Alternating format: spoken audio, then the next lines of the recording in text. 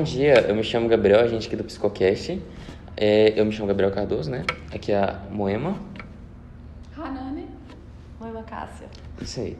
E hoje a gente vai falar sobre o artigo A Escuta da Violência Silenciosa, uma experiência psicanalítica na comunidade. Certinho?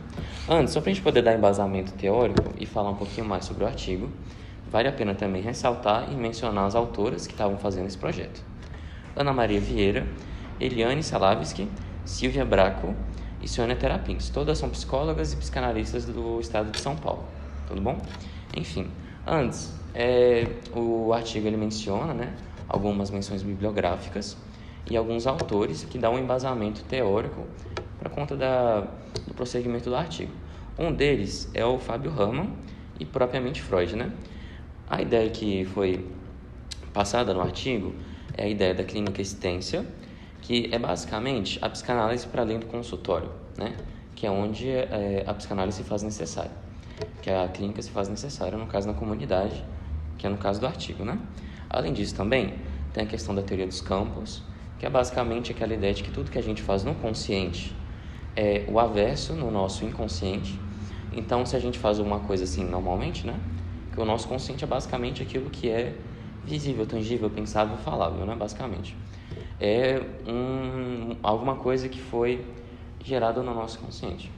E a ruptura do campo é basicamente o que presume essa clínica existência e é basicamente toda a ideia da concepção da SASF que vem a posteriori no artigo, tá bom? Depois de todo o embasamento, também tem aquela questão do mal-estar de civilização, que dá embasamento naquela questão do homem lobo do homem, né? Homo homini lupus, que a gente nasce selvagem e a cultura, a concepção, a comunidade, ela vai embasando tudo aquilo que vai ser o nosso superego, né? Que é basicamente isso. E é toda aquela questão da cultura, das nossas influências, como que a gente pode estar auxiliando em relação a isso. E a primeira parte do artigo, deixa eu ver aqui, que é o trabalho em equipe de serviço de assistência social à família, que é a introdução do artigo, ele menciona aquela questão, né, de que, tipo, o quadro de psicanalistas foram trabalhar na SASF, que é um serviço de assistência social à família, né, que é um trabalho que está vinculado a uma ONG, e esse trabalho ele está vinculado a regiões periféricas, que não necessariamente é uma região que fica periférica na cidade. O termo regiões periféricas se relaciona mais à questão de pessoas que estão à margem da sociedade, pessoas que têm o convívio com pessoas que são usuárias de droga, viciados em álcool, pessoas com dificuldades financeiras, pessoas que estão com problemas de trabalho mesmo, né, de acessibilidade ao trabalho, pessoas que não têm acesso à educação, todo tipo de pessoa que está marginalizada na sociedade, tá? Que inclusive podem estar inclusas no centro da cidade, tá? Isso é um problema muito recorrente. Certinho? Então, o artigo vai trazer para nós que a equipe de apoio que estava lá na ONG, ela, com o passar do tempo, ela vai se tendo rupturas. Portanto, a própria coordenadora recorre à ajuda externa falando que, entre aspas, a equipe está doente. O local que o NASF, né, que essa ONG se encontrava, né, ela era uma região muito violenta.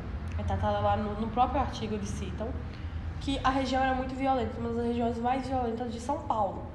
E aí, a falta de experiência da equipe agregando com a violência fez com que eles fossem aos poucos tendo rupturas. Portanto, mostra aqui para nós o suicídio de um dos coordenadores, pessoas que trabalhavam na equipe que saiu sem dar notícia de nada da equipe.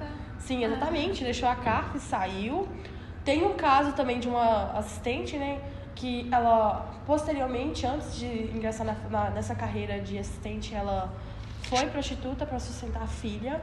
E aí, numa dessas visitas técnicas que eles fizeram, ela encontrou um ex-cliente onde ela acabou tendo a sua ruptura, né, mental, onde ela passou a não ter mais cuidado em exercer o seu trabalho, onde pegava atestados falsos, não comparecia ao trabalho, etc. Fora que a coordenadora em si, ela não tinha autoridade sobre a sua equipe.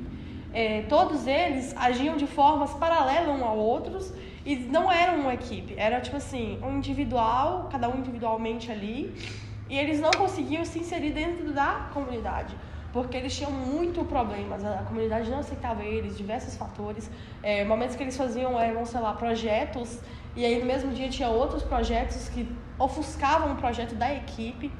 Então, o artigo mostra para nós que essas psicólogas, psicanalistas que foram lá trabalhar nessa equipe, teve uma resistência com eles, a ponto de, tipo assim, eles terem que pegar como se fosse o pré-primário, ensinar novamente como trabalhar numa abordagem da comunidade. Isso é ruim, porque diversas vezes a gente vai encontrar isso realmente no nosso sistema público, de estruturas qualificadas no papel, porém, na realidade, os profissionais que estão inseridos lá não têm experiência, onde há essa ruptura da comunidade com a equipe. E não era para acontecer isso. E aí as psicólogas da abordagem da psicanálise vêm falar com a equipe, que eles precisam reagir, vamos dizer assim. Realmente, no decorrer do artigo, eles vão mostrar pra gente, eles vão mostrar que eles conseguiram romper, né, essa barreira que foi pré-estabelecida pela equipe, conseguiu fazer com que eles voltassem a ser realmente uma equipe. E gradualmente, não foi uma coisa tipo assim, de uma vez ou algo do tipo, é uma coisa muito gradual. Nessas dificuldades que você falou, eles até citaram uma metáfora, que foi a parede invisível, que faltava uma comunicação entre as pessoas. Então, eles não conseguiam fazer os eventos, porque eles faziam eventos no mesmo horário.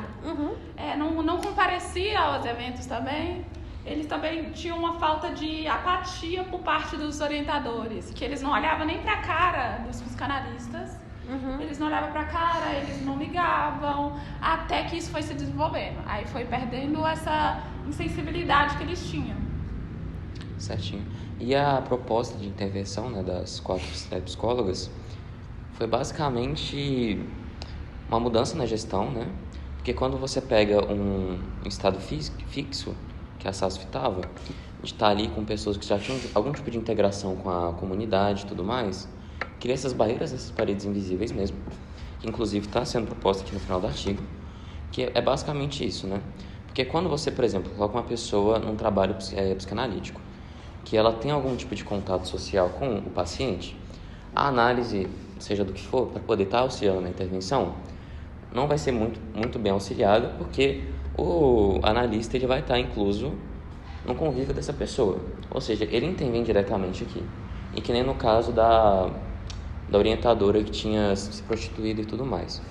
Não é mencionado diretamente esse caso a posteriori no artigo, porém, quando eles mencionam a questão da flexibilidade, da alternância de gestão, da alternância de localidade, eles mencionam justamente a questão da possibilidade dessas pessoas não terem tanto um vínculo afetivo, não que não possa ser construído depois, mas não um preconceito afetivo já pré-estabelecido, que vai interferir na intervenção dentro dessa sociedade. Porque o serviço de assistência social à família, ele é incluso, né, a questão da intervenção, mas é toda uma recepção e um tratamento realmente psicológico comunitário dentro da sociedade, né? Mãe, eu acho que você concorda comigo nisso. Não concordo. Eles citam Freud também numa frase que é fazer falar o sujeito sobre aquilo que faz sofrer. Sim. Isso usa muito na psicanálise. A ideia da catarse, né? Aí eles usam isso para poder desenvolver e melhorar. Eu acho que durou 2 anos para eles poderem se desenvolver, para eles poderem se tornar um ambiente mais saudável. Porque tem uma frase que eles falam que eles preferiam ir para o território do que trabalhar no SASF. Sim. E, inclusive, igual eu citei mesmo, a equipe que foi lá, né, tentar resgatar essa equipe, eles citam ali um exemplo que eu considero até uma questão de, tipo assim, como se estivesse ensinando pré-primário, que era pegar a caneta vermelha e riscar o plano de ação deles, mostrar o que está certo e o que está errado. Ou seja, realmente eles tiveram que, gradualmente, como se estivesse ensinando, entre aspas, uma criança a ser inserida na escola. E também tem aquela questão da gestão, né? Porque a gestora que no caso a gestora era uma psicóloga, que a equipe do SASF era uma psicóloga, 4 técnicos e 8 orientadores. A gestora, que era psicóloga, ela tinha ela não tinha um comportamento de gestora. Aqui no artigo menciona, inclusive, que ao decorrer de todos aqueles problemas que a gente mencionou, né? Da a mulher que se prostituía, do cara que mandou a carta e foi embora, e qualquer outro. Da pessoa que acabou até suicidando. Infelizmente a gente não pode nem estar falando muito bem abertamente do suicídio, né? Não é ético. Mas ela deixava tudo acontecer e era passiva, ela não tinha um comportamento assertivo nesse momento, que é necessariamente a posição de um gestor. Inclusive, dos propósitos de intervenção, né, das 4 psicólogas foi justamente estar vendo essa questão da gestão. Como que uma gestora deixa tudo isso acontecer sobre o conhecimento dela e não intervém, né? Como que vai deixar um assassino dessa maneira, não é verdade? Sim. Realmente, né? Mas assim, eu acho que é isso. Eu agradeço a atenção de vocês. Até mais.